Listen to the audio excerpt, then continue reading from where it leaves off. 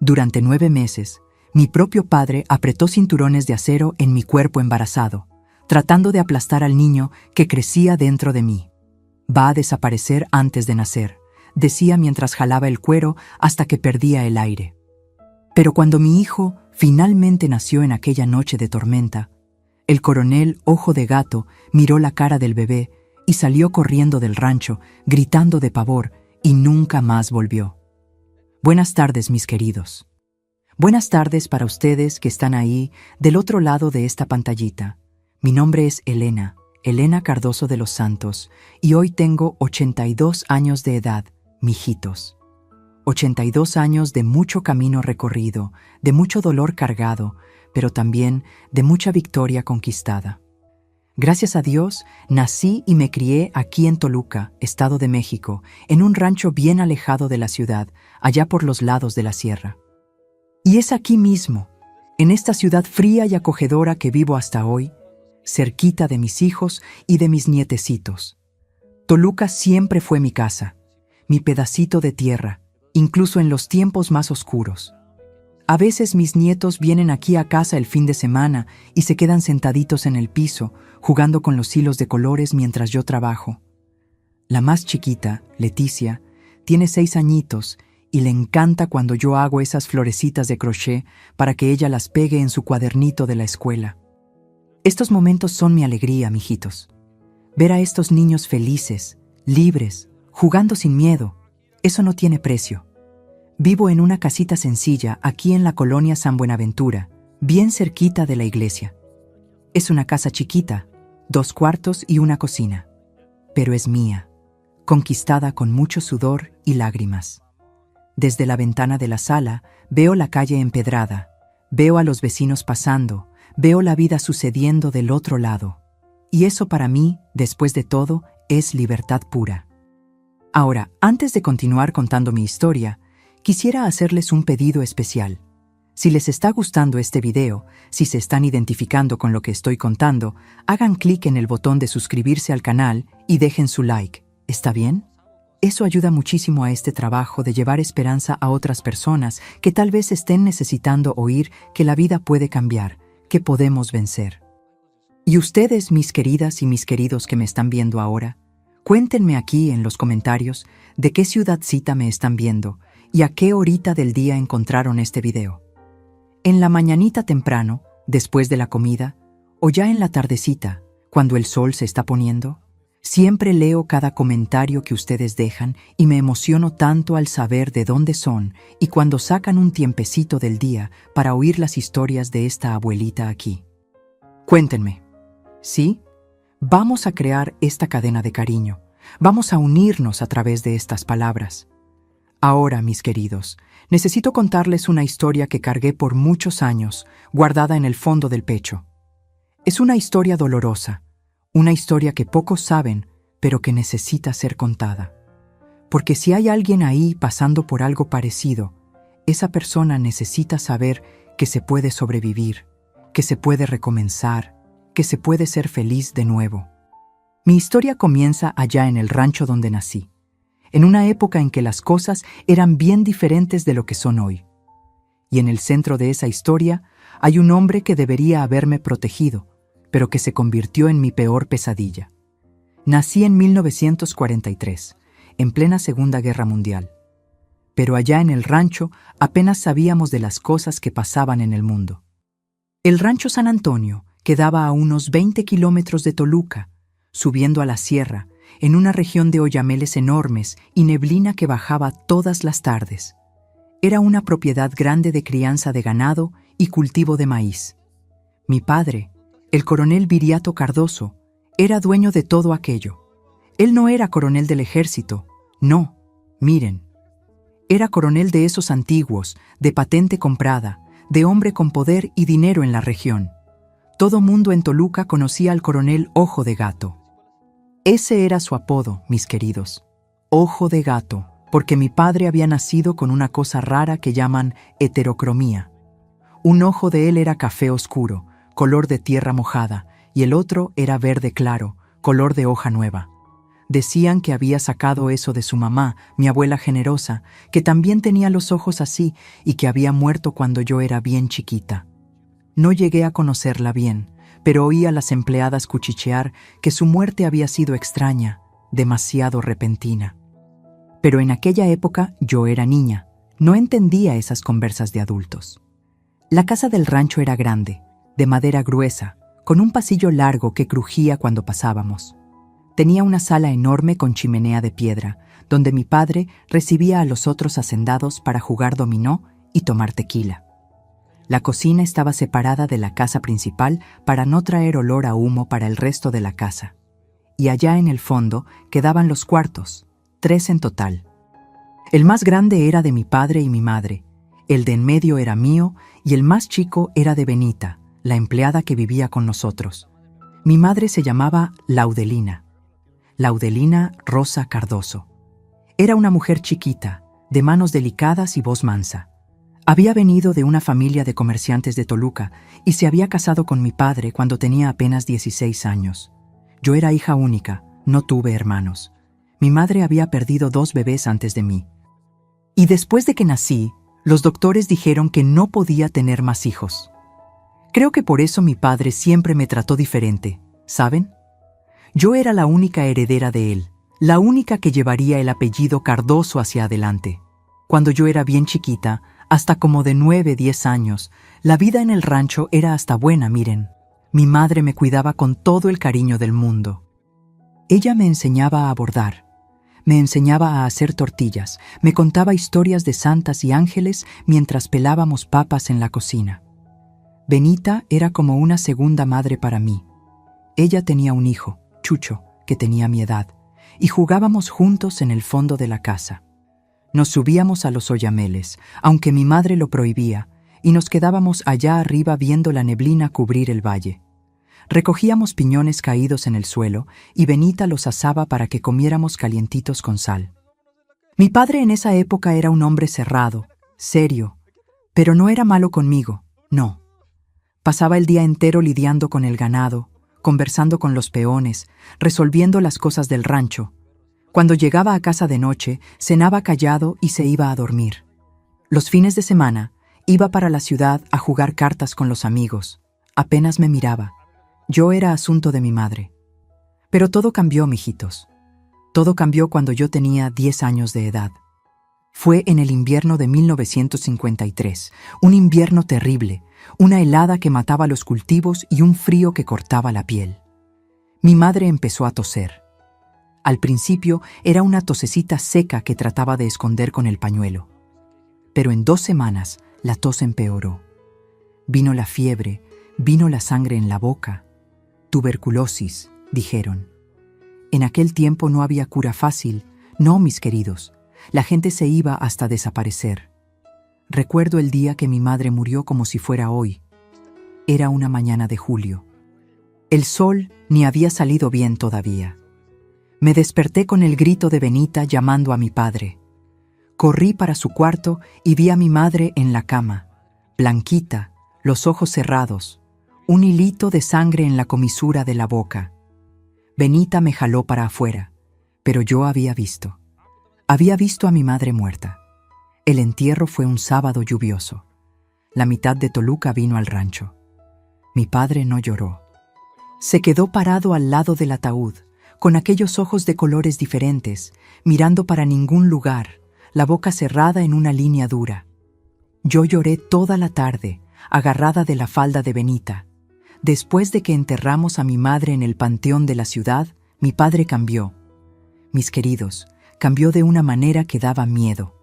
Dejó de salir de casa, dejó de recibir a los amigos, mandó embalar a la mayoría de los peones. Quedamos solo él, yo, Benita y Chucho en el rancho.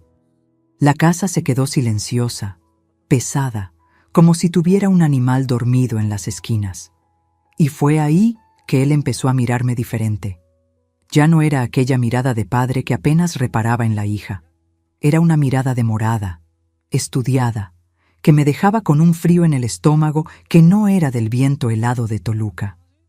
Cuando yo pasaba por él en el pasillo, Paraba lo que estaba haciendo y me acompañaba con los ojos hasta que desaparecía de vista.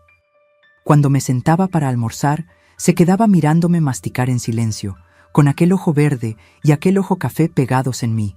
Benita se dio cuenta. La vi darse cuenta. Empezó a mantenerme siempre cerca de ella, en la cocina, en el patio, lavando ropa en el lavadero. Ya no me dejaba estar sola en ningún cuarto de la casa. Y cuando mi padre llamaba Elena desde el fondo del pasillo, Benita corría conmigo siempre junto. Pero un rancho aislado es el reino de un solo hombre, mis queridos. Y el rey de aquel reino era el coronel Ojo de Gato. No había para dónde correr. No había a quien pedir ayuda. La ciudad quedaba demasiado lejos y nadie cuestionaba a un coronel. Yo acababa de cumplir 11 años cuando me di cuenta de que mi infancia había terminado de verdad. Me di cuenta cuando mi padre cerró con candado el portón del rancho y escondió la llave. Me di cuenta cuando mandó embalar a Benita y a Chucho, diciendo que ya no necesitaba empleados. Me di cuenta cuando me miró en aquel fin de tarde de neblina y dijo con aquella voz ronca: «Ahora tú vas a cuidar de mí, Elena. Tú eres mía ahora». Después de que Benita y Chucho se fueron del rancho, llevando sus bultos de ropa y mirando para atrás con aquella cara de quien sabía que me estaban abandonando en un lugar malo, la casa cambió de olor, mis queridos. Ya no era olor a comida en la estufa de leña. Ya no era olor a jabón de la ropa lavada. Era olor a moho, a ceniza fría en la chimenea, a soledad pesada que se pegaba en las paredes. Yo tenía 11 años y me convertí en la única mujer de aquella casa. Mi padre dijo que tenía que aprender todos los oficios, que tenía que cuidar de él ahora, que era mi obligación como hija. En la mañana temprano prendía el fuego, hacía el café, calentaba las tortillas, lavaba los trastes, barría el piso de madera corrida, quitaba el polvo de los muebles. En la tarde cocinaba la comida, lavaba su ropa en el lavadero, la colgaba en el tendedero. En la noche hacía la cena. Esperaba que él comiera en silencio y después recogía todo de nuevo. Pero los oficios de la casa no eran lo peor, mijitos. Lo peor era el silencio de él estudiándome. Lo peor eran aquellos ojos, uno verde, uno café, siguiéndome por cada cuarto. Lo peor era sentir que yo ya no era más la hija. Yo era otra cosa, algo que él pensaba que poseía. La primera noche mala sucedió 3 semanas después de que los empleados se fueron. Era una noche de luna llena, tan clara que entraba por la rendija de la ventana de mi cuarto y dibujaba un cuadrado de luz en el piso de madera. Yo estaba casi durmiendo cuando oí la puerta de mi cuarto crujir despacio. Abrí los ojos y vi su silueta en la puerta, parado, mirándome. Mi corazón se disparó. Jalé la cobija hasta la barbilla y me quedé tiesa, fingiendo que estaba durmiendo. Él entró, cerró la puerta detrás de él, y en aquella noche, mis queridos, entendí que mi vida nunca más sería la misma. Entendí que no tenía para dónde correr, no tenía a quién llamar, no tenía cómo gritar, porque ahí, en aquel rancho perdido en la sierra, el coronel Viriato era Dios y juez. Y yo era una niña de 11 años encerrada en su reino. No voy a describir lo que pasó en aquella noche, ni en aquella, ni en las otras que vinieron después. No porque no recuerde, recuerdo cada segundo, cada sonido, cada dolor. Pero porque hay cosas que la boca no puede decir, ¿entienden? Hay cosas que se quedan presas aquí dentro, quemando, pero que no podemos poner en palabras sin despedazarnos entera. Lo que puedo decir es que después de aquella primera noche, él volvió, y volvió de nuevo, y se volvió rutina, se volvió parte de mi vida de prisionera. Rezaba todos los días a la Virgen de Guadalupe, le pedía que me sacara de ahí, le pedía que hiciera que aquello parara, pero los días pasaban y nada cambiaba. Solo yo que me iba marchitando por dentro, volviéndome una sombra. Crecí rápido de más, mis queridos. Con 12 años ya no era más niña. Mi cuerpo cambió, mi modo cambió. Aprendí a andar en silencio por la casa, a no hacer ruido, a no llamar la atención. Aprendí a cocinar los platillos que él gustaba para tratar de dejarlo de buen humor. Aprendí a lavar y planchar su ropa del modo correcto. Aprendí que si obedecía en todo, tal vez él fuera más rápido, más frío, menos presente. Había días que me quedaba mirando por la ventana de la cocina, viendo el camino de tierra que bajaba para la ciudad y soñaba con huir. Imaginaba yo corriendo por aquel camino descalza, el viento frío de la sierra en la cara, corriendo hasta llegar a Toluca y pedir ayuda a alguien, a cualquiera. Pero sabía que no iba a funcionar. Él me encontraría. Y cuando me encontrara, yo ni quería imaginar lo que haría. Una vez intenté. Fue en un día de verano de 1956. Yo tenía 13 años recién cumplidos. Mi padre había ido hasta la ciudad a buscar provisiones e iba a tardar algunas horas. Tan pronto como la camioneta de él desapareció en la curva del camino, corrí para mi cuarto, me puse el vestido menos gastado que tenía, me puse las botas viejas y salí por la puerta de la cocina. Corrí por el camino levantando polvo. Mis piernas temblaban. Mi corazón latía tan fuerte que parecía que iba a salir por la boca. Miraba para atrás cada minuto, con miedo de ver la camioneta regresando. Logré llegar hasta la mitad del camino, hasta cerca de aquella curva donde hay una gruta de la Virgen. Estaba jadeante, con las piernas doliendo, pero feliz. Pensé que lo iba a lograr. Fue cuando oí el motor. Miré para atrás y vi el polvo subiendo. Él había regresado más temprano.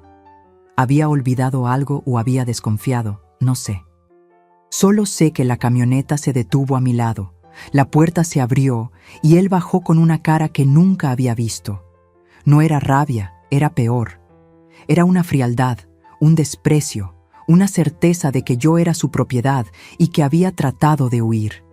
Me agarró del brazo, me aventó dentro de la camioneta y regresó al rancho en silencio.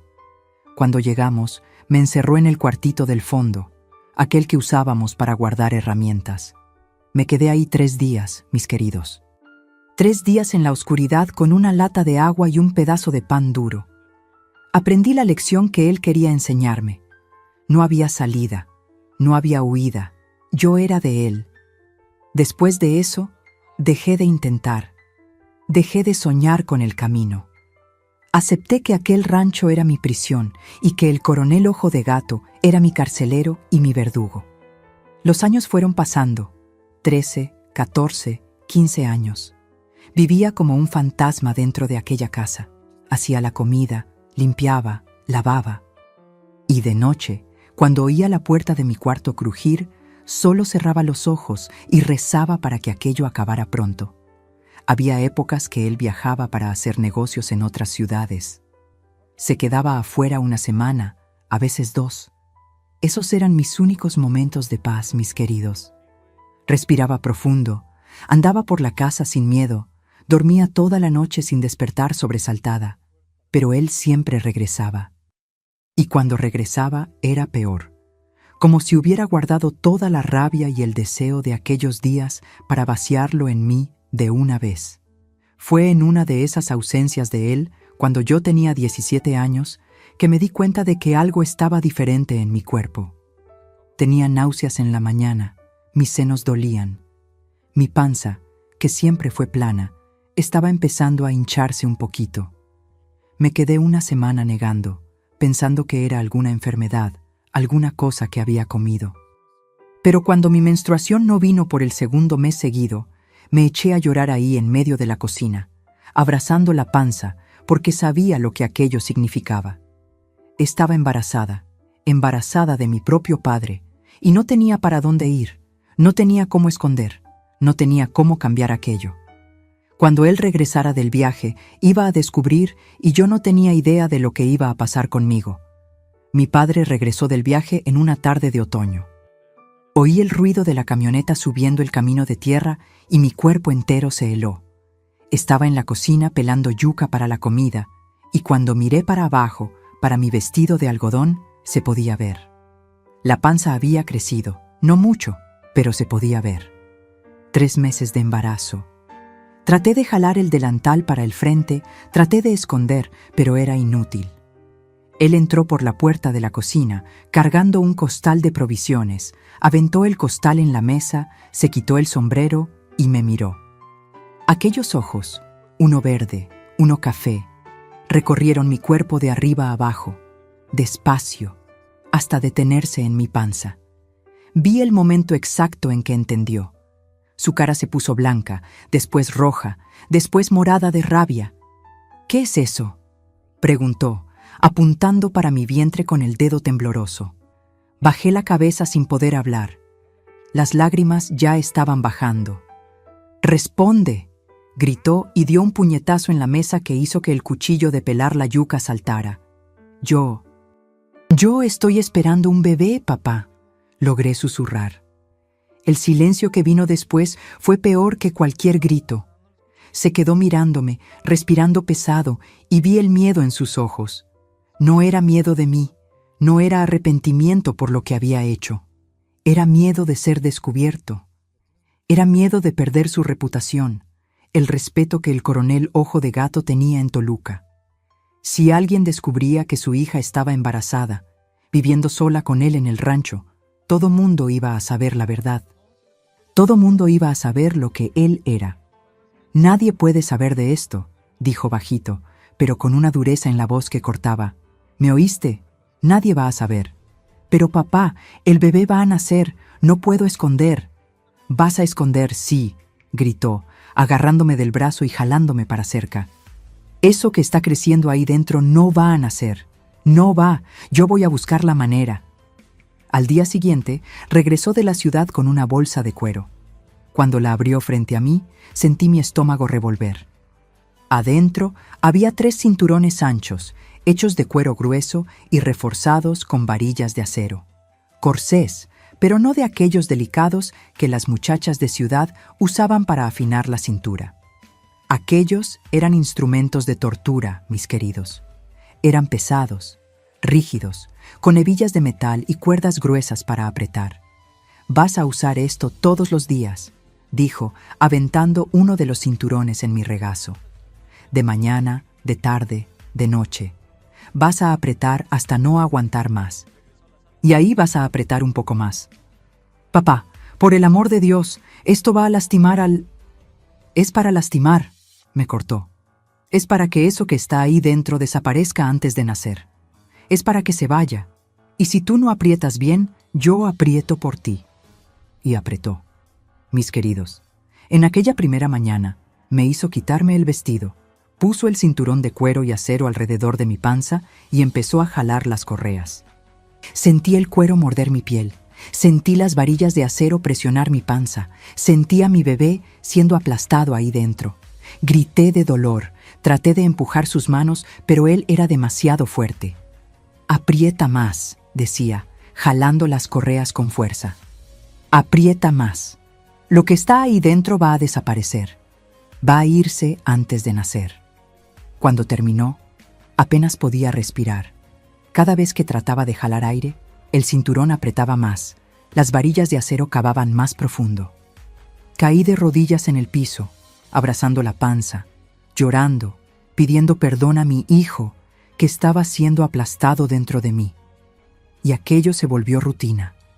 Todos los días en la mañana, él venía a mi cuarto con el cinturón. Todos los días apretaba, jalaba las correas hasta el último agujero, amarraba las cuerdas con fuerza. Yo imploraba, lloraba, decía que iba a lastimar al bebé, que iba a matar a mi hijo, pero él no oía, o fingía que no oía. «Vas a usar esto hasta que eso desaparezca», repetía todos los días como un mantra, «hasta desaparecer». Los días fueron pasando y el dolor fue empeorando. Mi piel quedó marcada, con surcos profundos, donde el cuero y el acero presionaban. Mi panza dolía tanto que no lograba dormir. Me quedaba acostada de lado, con la mano en la panza, sintiendo a mi bebé moverse contra el fierro, tratando de encontrar espacio, luchando por sobrevivir. «Perdón, mi hijo», susurraba en la oscuridad del cuarto. «Perdón. Tu mamá no puede protegerte. Tu mamá no puede sacarte de aquí». Rezaba todos los días para que mi bebé sobreviviera. Rezaba a la Virgen de Guadalupe, a Santa Rita de Casia, a todos los santos que conocía. «Protégelo, madrecita», pedía. «No dejes que muera por causa de la maldad de su abuelo. Déjalo vivir, por favor». Con 5 meses de embarazo, estaba tan débil que apenas podía caminar. Los cinturones habían dejado mi panza toda morada, toda marcada. Sangraba a veces, pequeños sangrados que me aterraban, pero el bebé seguía moviéndose, seguía luchando. Mi hijo era fuerte, mis queridos, más fuerte que el fierro, más fuerte que la maldad. Hubo una noche que me desperté con un dolor terrible, un dolor diferente. Pensé que iba a perder a mi bebé. Me arrastré hasta la puerta del cuarto de mi padre y toqué llorando, implorando para que llamara a un doctor. Él abrió la puerta, me miró acostada en el piso, retorciéndome de dolor. ¿Y saben qué dijo? Si se muere mejor, problema resuelto. Y cerró la puerta en mi cara. Me arrastré de regreso a mi cuarto, me acosté en la cama y lloré hasta no tener más lágrimas. Pero el dolor pasó y mi bebé siguió ahí moviéndose, resistiendo. En aquella noche entendí una cosa. Mi hijo quería vivir. Estaba luchando para vivir. Y si él estaba luchando, yo también tenía que luchar. 6 meses, 7 meses, 8 meses. Con cada mes que pasaba, mi padre se ponía más nervioso, más agresivo. No entendía cómo el embarazo todavía estaba ahí, cómo mi bebé todavía estaba vivo después de tanto tiempo siendo aplastado. Compró un cinturón todavía más apretado, con más varillas de acero, con correas más gruesas, pero no servía. Mi hijo seguía creciendo, seguía vivo. ¿Qué demonios de criatura es esta que no se muere?, gritó mi padre un día después de apretar el cinturón nuevo con tanta fuerza que me desmayé de dolor. Cuando desperté, estaba sentado en la orilla de mi cama, con la cabeza entre las manos, hablando solo. Esto no es natural, no es natural. Y no lo era, mis queridos, porque mi hijo era un milagro que sobrevivió a 9 meses de tortura, 9 meses de fierro y cuero tratando de borrarlo de la existencia. Mi bebé era más fuerte que todo el odio de aquel hombre. Cuando faltaban 2 semanas para completar 9 meses, mi padre dejó de apretar el cinturón. No porque tuvo piedad, sino porque se dio cuenta de que no iba a servir. Había fallado. La criatura que trató de matar todavía estaba viva y pronto iba a nacer. La primera contracción vino en una noche de tormenta. Era junio de 1961, invierno riguroso en Toluca. De esos que vemos la respiración volverse un mito en el aire y la helada quemar las plantas en el patio. El viento aullaba por la sierra, sacudiendo las ventanas viejas de la casa y haciendo las tablas del piso gemir, como si la propia casa tuviera miedo de lo que iba a pasar en aquella noche. Estaba acostada en mi cuarto, envuelta en la cobija delgada que apenas calentaba, con las manos en la panza enorme, sintiendo a mi hijo moverse inquieto ahí dentro. Había estado agitado todo el día, pateando, volteándose, como si supiera que la hora estaba llegando. Conversaba bajito con él, pasando la mano donde sentía sus piecitos empujar mi piel estirada. «Pronto nos vamos a conocer de verdad, mi hijo», susurraba. «Pronto vas a estar aquí afuera en mis brazos». Fue cuando el dolor vino. Empezó en la espalda, una presión fuerte que fue subiendo, envolviendo toda mi panza, apretando como si manos invisibles estuvieran retorciendo mi cuerpo. Me doblé toda, agarrando el colchón delgado, mordiendo el labio hasta sentir sabor a sangre. Traté de respirar como había visto a Benita hacer cuando parió a Chucho. Aquella respiración corta y rápida, pero no servía. El dolor consumía todo.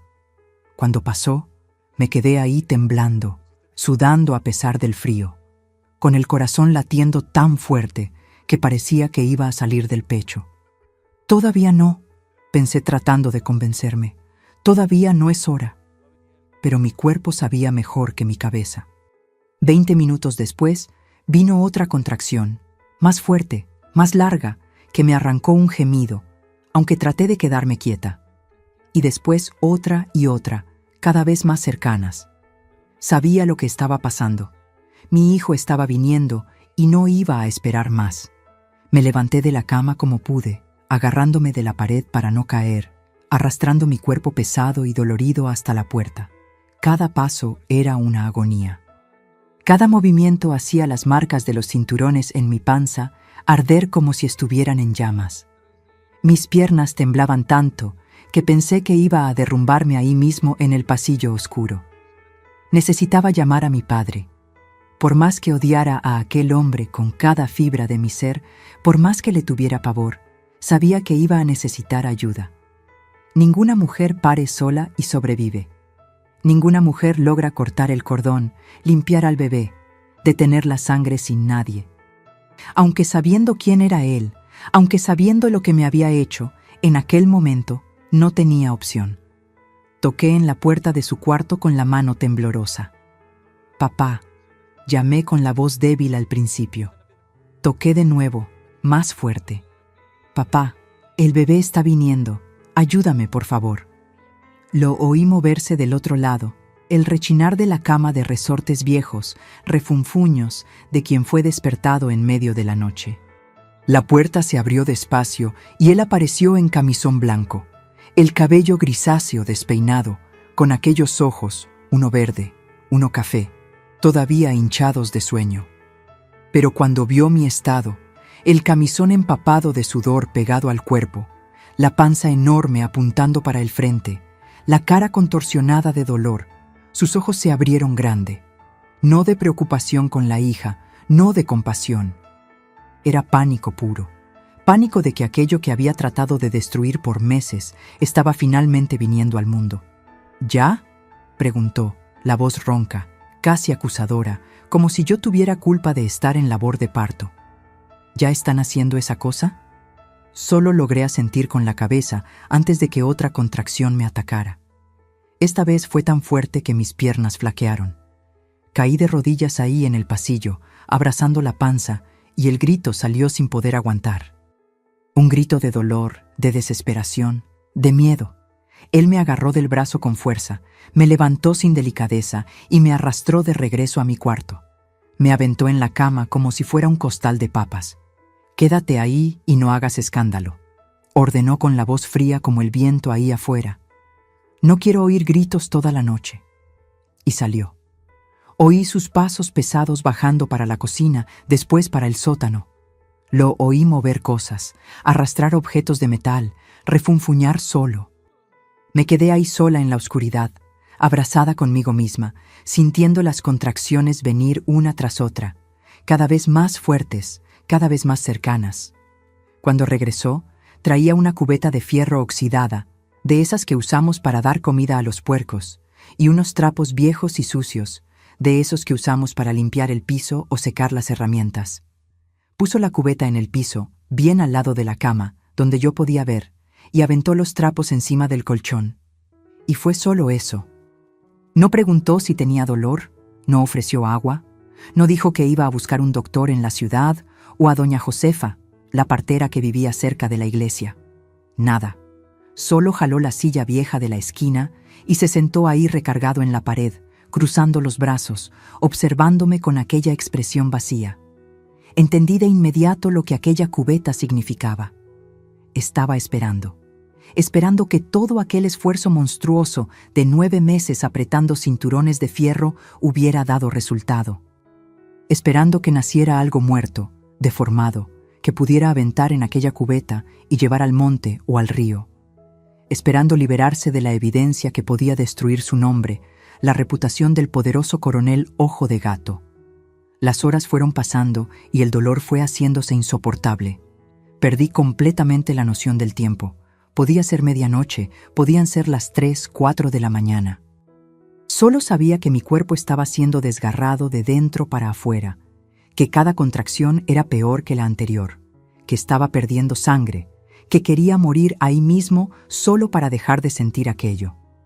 Ahí afuera, la tormenta se había vuelto un monstruo. Rayos rasgaban el cielo, iluminando el cuarto por segundos y mostrando la silueta de mi padre sentado en aquella silla inmóvil como una estatua de piedra, apenas observándome. Los truenos eran tan altos, tan cercanos, que hacían los vidrios de las ventanas vibrar y la casa entera temblar en los cimientos. Parecía que Dios estaba enojado, mis queridos. Parecía que el cielo entero estaba llorando por la maldad que había pasado en aquella casa. Yo gritaba, lloraba, imploraba: «Ayúdame, papá, ayúdame, por favor, haz algo, me estoy muriendo».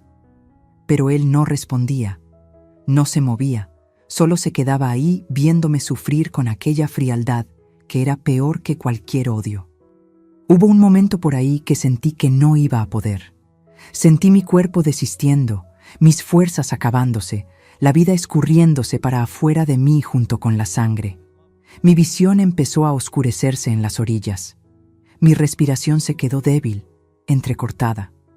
Oí un zumbido en los oídos, como si estuviera sumergiéndome debajo del agua. «Ya no aguanto más», pensé, dejando mi cabeza caer en la almohada mojada de sudor y lágrimas. «No aguanto. Mejor morir. Mejor acabar con esto de una vez.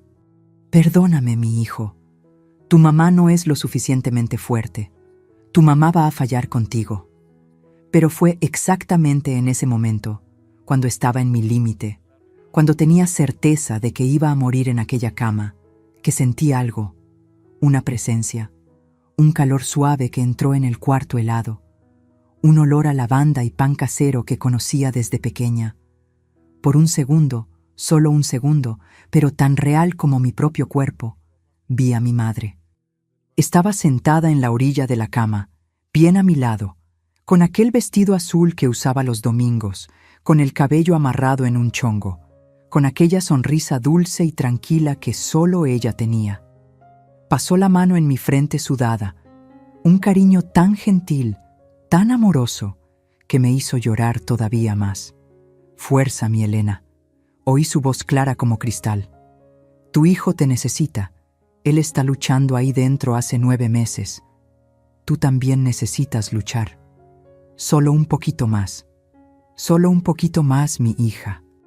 Y luché, mis queridos. Dios y mi madre saben cómo luché. Agarré las sábanas con tanta fuerza que desgarré la tela vieja. Mordí la almohada hasta que me dolieron los dientes y empujé. Empujé con la última fuerza que existía en mí, con cada pedacito de vida que todavía quedaba en mi cuerpo destrozado. Empujé hasta sentir que algo estaba saliendo, hasta sentir el cuerpo de mi bebé deslizándose, caliente y resbaloso, hasta sentirlo salir completamente. Y entonces, silencio. Un silencio terrible, pesado, que llenó el cuarto como una mortaja. El bebé había nacido, pero no había llorado. Levanté la cabeza desesperada, el corazón dejando de latir. «Mi hijo», susurré. «Mi hijo, por favor». Mi padre se levantó de la silla por primera vez en horas, se acercó despacio, miró al bebé que estaba ahí entre mis piernas, todavía ligado a mí por el cordón pulsante. Se agachó, agarró a mi hijo por los piecitos, con aquellas manos grandes y callosas, lo levantó de cabeza para abajo, lo sacudió. Nada, ningún sonido, ningún movimiento. «Muerto», lo oí murmurar, y por primera vez en aquella noche toda había algo en su voz. Alivio. Gracias a Dios murió. Finalmente murió. Mi mundo se derrumbó. Había cargado a aquel bebé por meses contra todas las probabilidades. Había sentido que se movía, luchaba, resistía a los cinturones de fierro. Había rezado miles de oraciones para que sobreviviera. ¿Y ahora? Ahora estaba muerto. Muerto por causa de la maldad de aquel hombre. «Dámelo», pedí, extendiendo los brazos temblorosos, las lágrimas cayendo sin parar. «Dame a mi hijo. Déjame cargarlo por lo menos una vez. Déjame despedirme». Pero mi padre no me oyó, o fingió que no me oyó. Volteó de espaldas, todavía sosteniendo a mi bebé por los piecitos, caminando en dirección a aquella cubeta oxidada. Iba a aventarlo ahí. Iba a librarse del cuerpo como si fuera basura, como si aquel bebé nunca hubiera existido. Abrí la boca para gritar, para implorar, para maldecir, pero ningún sonido salió. Mi voz había muerto junto con mi hijo. Fue cuando pasó. El bebé soltó un llanto alto, fuerte, furioso, indignado, un llanto que llenó el cuarto entero, que apagó hasta el ruido de la tormenta ahí afuera. Un llanto de quien había sobrevivido al infierno y estaba anunciando al mundo entero que estaba vivo. Mi padre se detuvo en medio del cuarto, congelado, todavía sosteniendo a mi hijo de cabeza para abajo. La tormenta ahí afuera se detuvo también de repente, como si hasta la naturaleza hubiera aguantado la respiración para ver lo que iba a pasar. Un silencio sobrenatural cayó sobre el rancho, y entonces un rayo cayó tan cerca que iluminó el cuarto entero como si fuera plena luz del día, tan fuerte que hizo la casa entera temblar. Y fue en esa luz cruda y blanca que mi padre finalmente volteó al bebé. Miró su carita roja de tanto llorar y soltó un grito que nunca voy a olvidar mientras viva. Un grito de pánico absoluto, de terror primitivo, de horror psicológico profundo.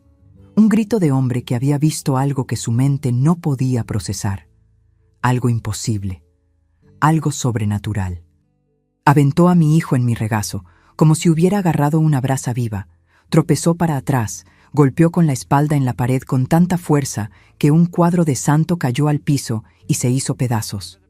Y se quedó ahí deslizándose pared abajo, mirando fijo al bebé en mi regazo, con la boca abierta, los ojos casi saltando de las órbitas, la cara blanca como cal, sudando frío aunque el invierno ahí afuera.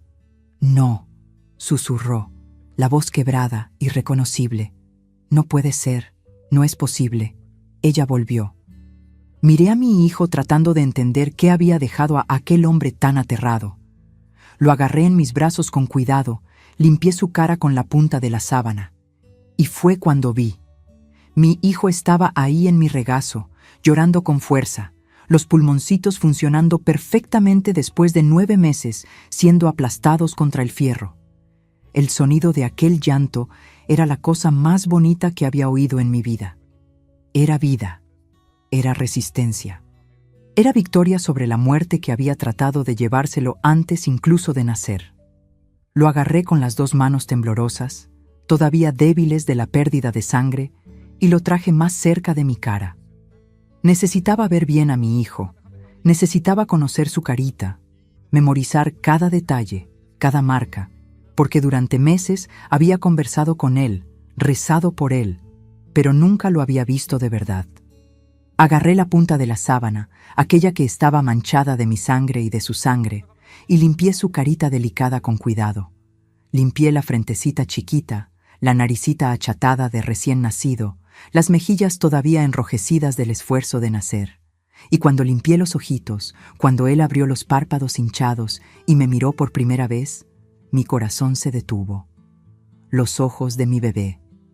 Un ojo era café oscuro, profundo como tierra mojada después de la lluvia, color de tronco de oyamel viejo. El otro era verde claro, luminoso, del color de las hojas nuevas de primavera, del musgo que crece en las piedras del arroyo. Heterocromía completa, perfecta, imposible de esconder, imposible de negar.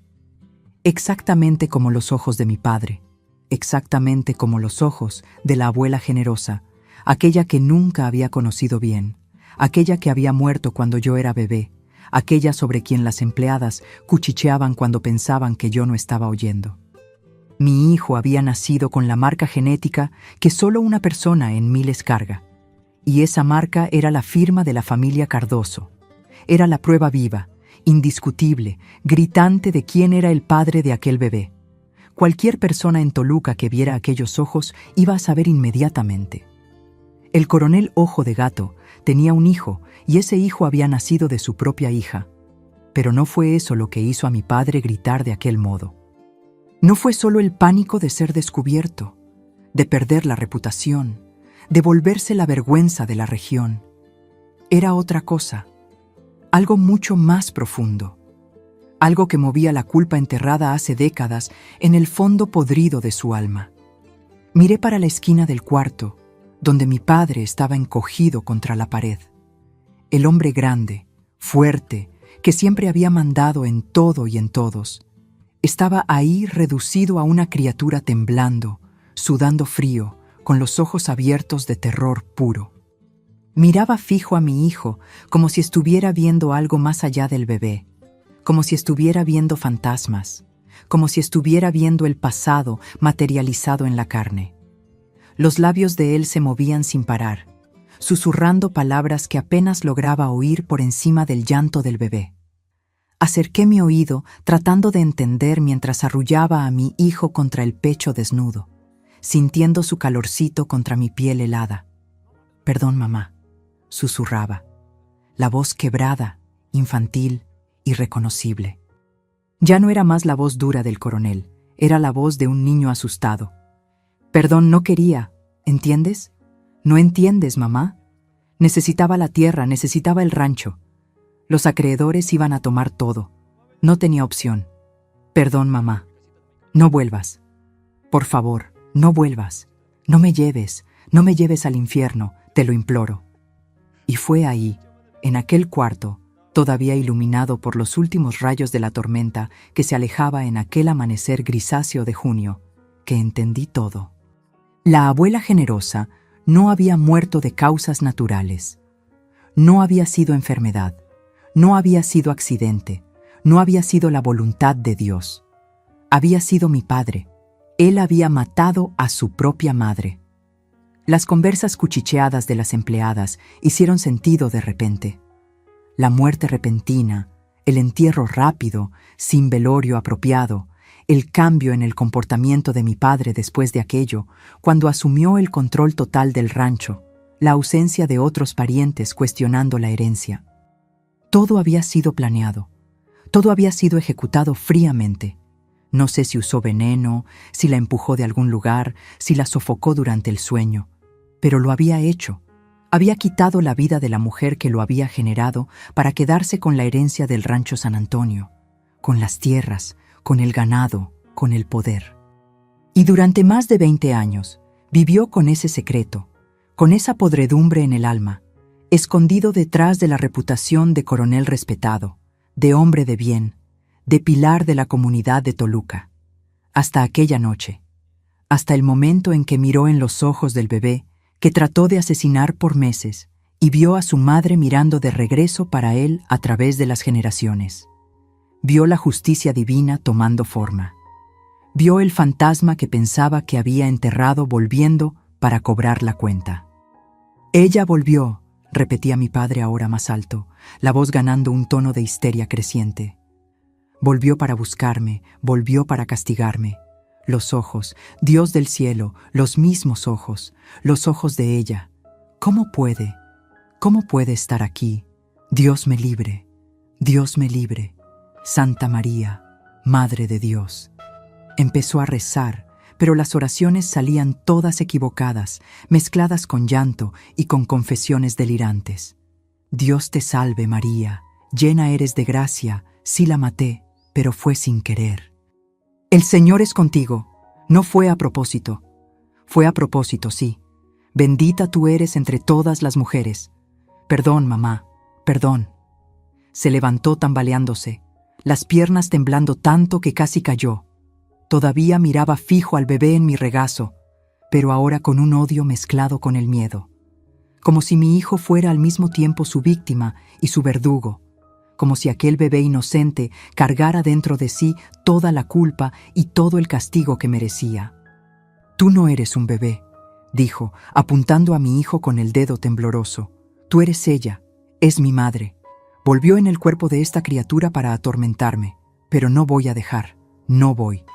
Empezó a caminar para atrás, tropezando con sus propios pies, chocando con las cosas. El cuarto chico parecía haberse vuelto todavía más chico, las paredes cerrándose alrededor de él. Volteó la silla donde había estado sentado toda la noche, viéndome sufrir. Tropezó con la cubeta oxidada que había traído para aventar el cuerpo de mi hijo, y la cubeta rodó por el piso de madera, haciendo un ruido metálico terrible que resonó por la casa vacía.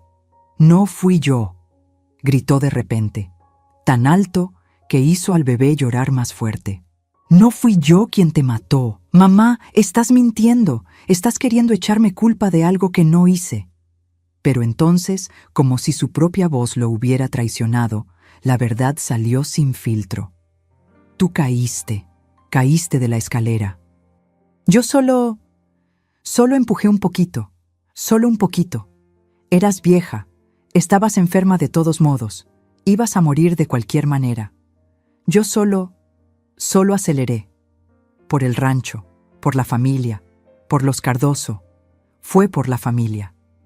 La confesión completa estaba ahí, saliendo de su boca en gritos histéricos. Había empujado a su propia madre de la escalera de la casa vieja. La había visto caer, quebrarse el cuello, morir. Y había contado a todo mundo que había sido accidente, que había tropezado, que era la vejez, la vista mala, los huesos débiles. Y todo mundo había creído. Porque, ¿quién dudaría del coronel Viriato Cardoso? ¿Quién se atrevería a cuestionar a un hombre tan poderoso, tan respetado? Pero estás aquí ahora, continuó hablando directo con el bebé, completamente fuera de la realidad. Volviste para buscarme, ¿no? Para arrastrarme para allá abajo, para el fuego eterno. Pero no voy contigo. Prefiero huir, prefiero desaparecer. Y fue exactamente eso lo que hizo. En un movimiento súbito, se volteó y salió corriendo del cuarto. Oí sus pasos pesados en el pasillo de madera, tropezando, tirando cosas. Lo oí chocar con el marco de la puerta de la sala, maldecir, seguir corriendo.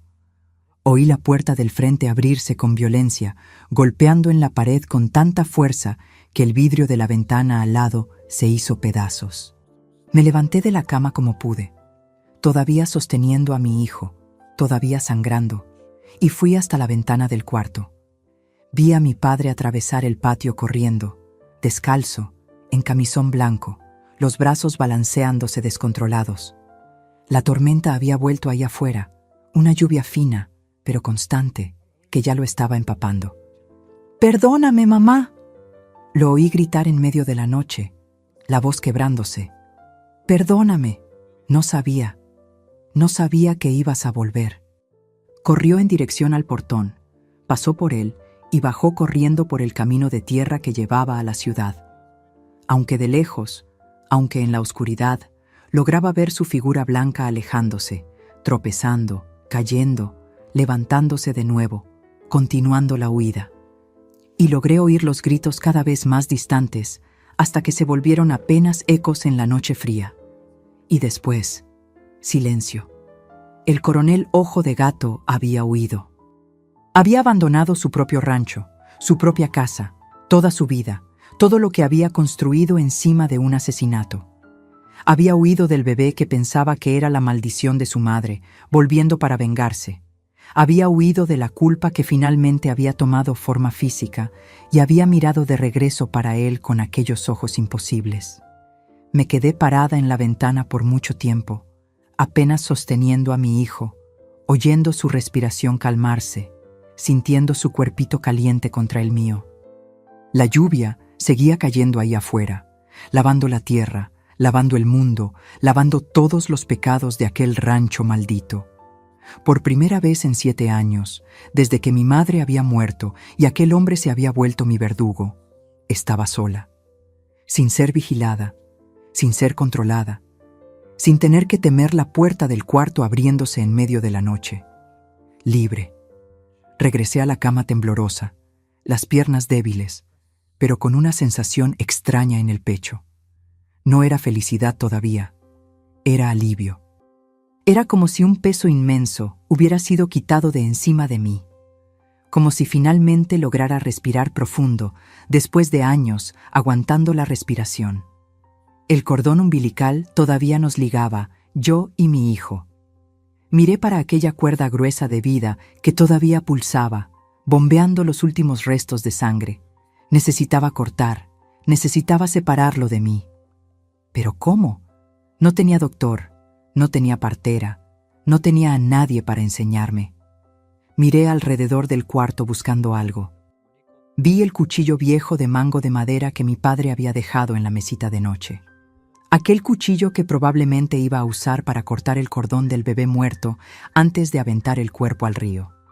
Agarré el cuchillo con la mano temblorosa. No sabía dónde cortar exactamente, pero sabía que necesitaba hacer. Recé bajito: Dios, ayúdame a no equivocarme, protege a mi hijo. Y corté. Corté el cordón bien en medio entre yo y él. Sangró un poco. Agarré un pedazo de hilo grueso del cajón, aquel que usábamos para coser costales de harina, y amarré su ombligo con fuerza, como había visto a Benita hacer con Chucho años atrás. Lo amarré bien apretado para que no sangrara. Mi hijo ni lloró, solo me miró con aquellos ojos, uno café, uno verde, como si supiera que su mamá estaba haciendo lo mejor que podía. Lo limpié con los trapos viejos, aunque fueran sucios, porque era lo que tenía. Quité toda la sangre, toda la cera blanca que cubría su cuerpito. Era chiquito, más chiquito de lo que imaginaba que un bebé debería ser. 9 meses siendo aplastado lo habían dejado pequeño, pero era perfecto. 10 deditos en las manos, 10 deditos en los pies, naricita, boquita, orejitas, todo en el lugar correcto. Lo envolví en una manta vieja y lo acosté a mi lado. Me cuidé como podía, amarrando trapos entre las piernas para detener la sangre que todavía escurría. Dolía todo. Dolía. Pero era un dolor diferente. Era el dolor de quien sobrevivió. Era el dolor de quien ganó. Eres un milagro, le susurré a mi hijo, besando su frentecita tibia. Sobreviviste a 9 meses de fierro tratando de aplastarte. Sobreviviste a un padre que quería matarte. Y cuando naciste, cuando abriste esos ojos que Dios te dio, expulsaste al demonio de nuestra vida sin necesitar hacer nada. Solo existiendo. Solo siendo quien eres. Me acosté de lado, lo jalé para más cerca y por primera vez en años dormí sin miedo. Dormí sabiendo que cuando despertara aquel hombre no estaría ahí esperándome. Dormí con mi hijo en mis brazos, libre. Desperté varias veces durante aquella primera noche. Cada vez que despertaba, pasaba la mano en el pecho de mi bebé para sentirlo respirar, para tener certeza de que no era sueño. Y él estaba ahí, vivo, calentito, durmiendo tranquilo. Los 3 días siguientes fueron los más extraños de mi vida. Estaba sola en el rancho con un bebé recién nacido. Estaba débil, perdiendo sangre, apenas pudiendo caminar, pero era dueña de mi propia vida por primera vez. Me levantaba de vez en cuando para buscar comida en la despensa. Había pan viejo que mojaba en el agua para poder comer. Había un pedazo de queso duro. Había algunas papas. Comí todo despacio, tratando de recuperar las fuerzas. Bebí agua directo de la jarra. Regresaba a la cama y amamantaba a mi hijo, que mamaba bien, fuerte, determinado. En el segundo día logré caminar hasta la cocina y hacer un té de hierbabuena. Lo tomé caliente, sosteniendo la taza con las 2 manos temblorosas. Por la ventana vi que la camioneta de mi padre todavía estaba ahí, detenida debajo del cobertizo, pero de él ninguna señal.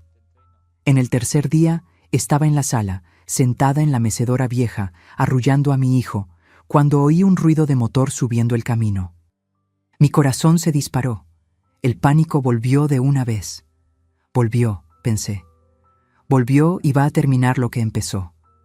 Agarré a mi bebé, corrí para el cuarto, me encerré por dentro, recargué el armario en la puerta.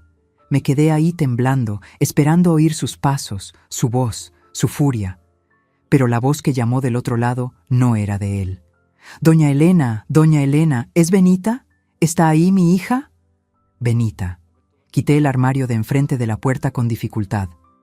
Abrí, corrí por la casa y cuando abrí la puerta del frente y la vi ahí parada en el portal con aquella cara de preocupación, me derrumbé.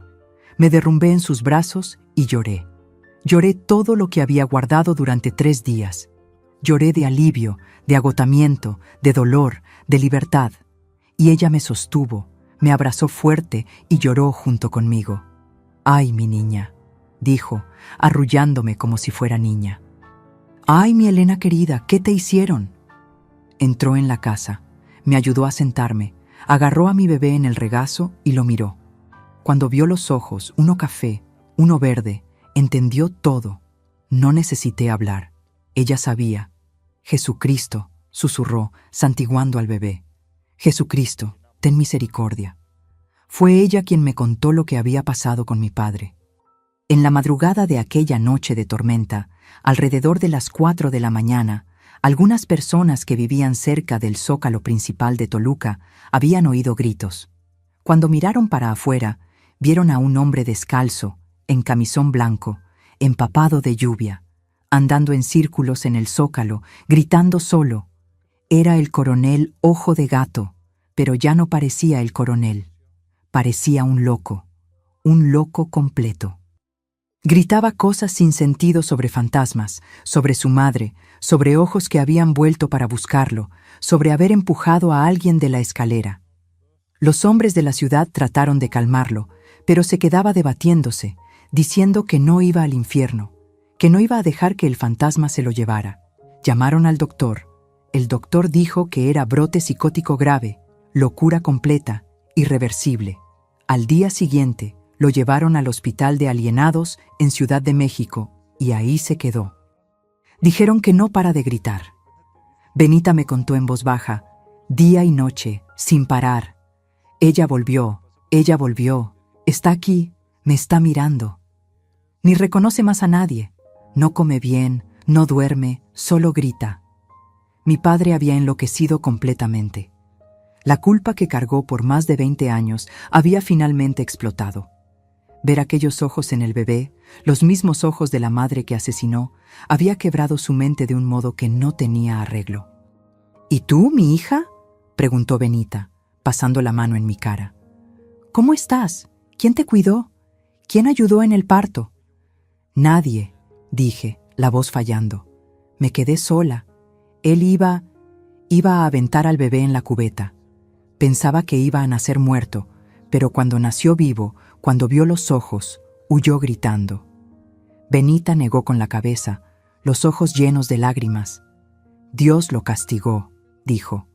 Dios lo castigó por la maldad, y lo había castigado de la peor forma posible. No con la muerte, sino con la locura, con el tormento eterno de ver el fantasma de su madre en cada sombra, en cada reflejo, hasta el fin de sus días. Benita se quedó conmigo, me cuidó hasta que me recuperé, me enseñó a cuidar del bebé bien, me ayudó a limpiar la casa, a hacer comida, a volver a vivir. Una semana después del parto, cuando ya lograba caminar sin tanto dolor, me preguntó, ¿cómo le vas a poner? Miré a mi hijo mamando en mi pecho, aquel milagro de ojos de 2 colores, aquel que había sobrevivido a 9 meses de intento de asesinato, aquel cuya simple existencia había sido más poderosa que toda la maldad del mundo. Alejandro, dije, su nombre es Alejandro, significa el defensor, el protector, porque no existe niño más fuerte que él. Venció al fierro, venció a la muerte y venció al demonio. Y realmente había vencido, mis queridos. Mi hijo Alejandro había nacido con la marca de la justicia en el rostro. Aquellos ojos, uno café, uno verde, cargaban la memoria genética de un crimen antiguo. Él no necesitó luchar, no necesitó vengarse, no necesitó hacer nada. Su simple existencia fue suficiente para expulsar a aquel hombre malo de mi vida para siempre. Hoy tengo 82 años, mis queridos, y vivo aquí en Toluca mismo, en la colonia San Buenaventura, en esta casita sencilla que es mi rinconcito de paz. Muchas cosas pasaron desde aquella noche de junio de 1961 hasta hoy. Mucha agua pasó debajo del puente, pero sobreviví. Mi hijo sobrevivió y construimos una vida buena, honesta, llena de amor. Poco después de que Benita llegó y me ayudó a recuperarme del parto, tomé la decisión más importante de mi vida: vender el Rancho San Antonio. No lograba más quedarme en aquel lugar, mis queridos. Cada cuarto de aquella casa guardaba una memoria mala. Cada tabla del piso crujía con el peso del sufrimiento. Aquella tierra estaba manchada de sangre y de pecado. En 1962 vendí el rancho al vecino, el señor Octavio, que siempre había querido expandir sus tierras. Agarré el dinero de la venta, no era mucho, pero era suficiente, y me mudé para la ciudad de Toluca con mi hijo Alejandro y con Benita, que nunca más me abandonó. Compré una casita chiquita aquí en San Buenaventura, cerca de la iglesia, en un terreno plano donde no había memoria de dolor. 2 cuartos, una cocina, un patiecito en el fondo. Era todo lo que necesitaba. Era libertad. Era recomenzar. Mi padre murió en 1965, todavía internado en aquel hospital en Ciudad de México. Nunca más volvió en sí. Pasó 4 años gritando día y noche, viendo fantasmas, reviviendo la culpa. Cuando me avisaron de su muerte, no lloré. No sentí rabia tampoco. Solo sentí un alivio profundo, como si el último hilo que me ataba a aquella época finalmente se hubiera roto. Crié a mi Alejandro con todo el amor que tenía guardado en el pecho. Benita me ayudó en todo. Fue como una abuela verdadera para el niño. Lo enseñó a caminar. No Ahí mames. voy, amigo, ahí voy. El otro se quedó en nada. Se quedó en Aguanta, nada, se quedó en aguanta. nada. ¿Dónde verga estás, güey? Dispárale desde ahí. Está nada. No, estoy cargando. De su pinche madre me quedé sin balas. Atínale, güey. Ah, ¿verdad, puto? Me caí. No, güey, te habías quedado ahí arriba. No, pues estoy aquí contigo. ¿Dónde está? Ven, ven, ven. Acá debe estar de este lado. Iji. Vámonos a la verga. No, ya, espera, ahí quédate, ahí déjame, ahí déjame. Espérate, no. Tú chíngate ese güey, chíngate ese güey. Chíngate ese güey. No lo veo, Va la a neta, abrir, va güey. a abrir. Súbete, súbete al carro a recuperarte eso solo. Es lo que voy a hacer. Y no veo que lo hagas. ¿Qué es eso? Ya se fueron, ¿no? No, güey, pues bajé al güey que estaba aquí. Ya no los veo.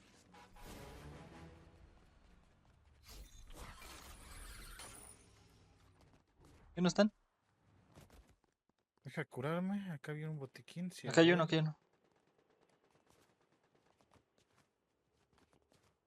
No los veo, güey. No, se Pero ya bajé vamos. a uno y el otro se te peló. Y el otro se me peló. Vámonos. Corre, corre. Puta madre, me aventé para atrás. Agarra la tirolesa que acabo de poner. No mames, yo también la cagué.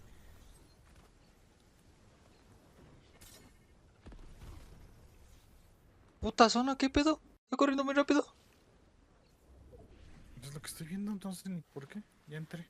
Va muy rápido, ¿no? La pinche zona pedorra. Vas a de ver. Aquí está ese güey, por aquí está. Están ahí enfrente construyendo.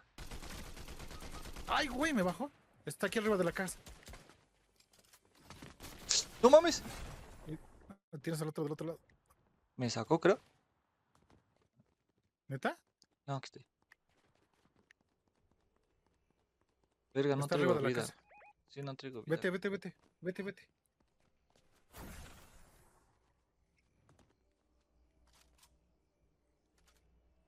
No traigo vida, aguanta.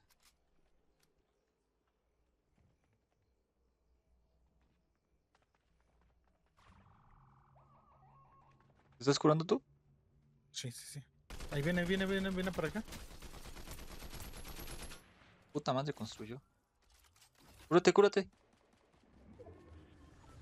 No puedo curarme, no tengo con qué. Ah, vámonos en la en el carro, en el Súbete. carro. Ven acá, ¿Dónde estás? aquí atrás. Vámonos. Vámonos a la verga. Ahora sí, pinches perros. Pasa a ver si puedes pasar al lado de ellas para balasearlas. Estaría chido. No traigo vida, güey. No, pues está bien. Si me quedo nos van a potear. Ah, verga, le vengo dando al carro. Avanza más.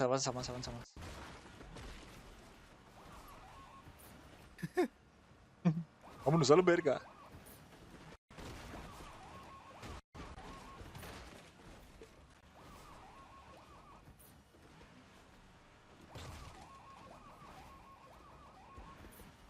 No mames, aquí hay gente, Acá hay güey. loot, acá hay loot. Pero aquí hay gente, mamón. Vente, acá hay loot. Vente aquí, quédate. Aunque sea para poner unos escudos. Ahí vienen esos güeyes, ¿eh? No me digas. ¿Dónde están? Estoy- Aquí están. ¡Ah, huevo! A huevo, por puto. Venía bien sobres el güey. Sí, güey. Es el otro güey, no sé dónde quedó. Puta madre, pinche juego, qué pedo, se me está trabando. Ahí viene igual, ¿Dónde verga estás? No lo veo. Ahí. Ah, puta madre. Vente Puta para madre. acá. Cómete esto. Chile, le voy a aventar otro puto cañonazo. Órale, perro, cálmese. Cómete esto. Una pizza, una pizza. Pero déjame, mamón, déjame pizzas. Sí. Con... Ahorita llévate las que te sobren. Ya no me No sobraron. te las comas, güey. No, hombre, ya no me sobraron, papi. ¿Qué quieres que haga, carnal? Acá hay una de estas madres morada, ¿eh?